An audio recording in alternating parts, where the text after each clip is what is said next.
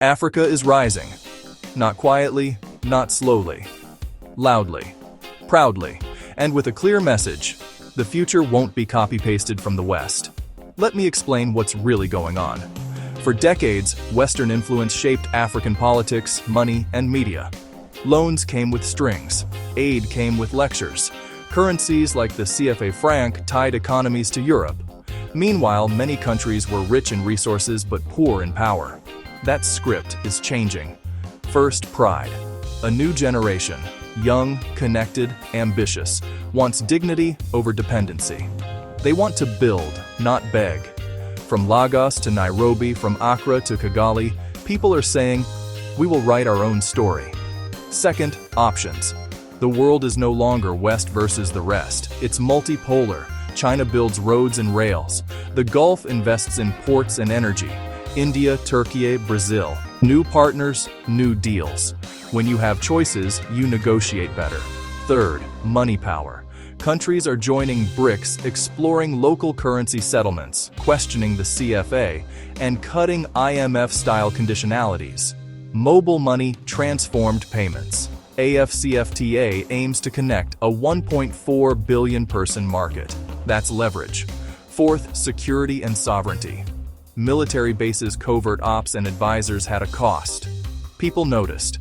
Some governments are saying no to foreign troops, no to old defense deals, yes to regional solutions. Fifth, the talent boom. Tech hubs in Nairobi and Cape Town. Fintech in Lagos. Film in Lagos. Music in Lagos. Film in Johannesburg, music in Johannesburg, topping charts worldwide. When your creators and coders shine, you export culture and code, not just raw materials. Now, rejecting Western influence doesn't mean rejecting the West. It means ending one-way relationships. It means partnership with respect, not patronage.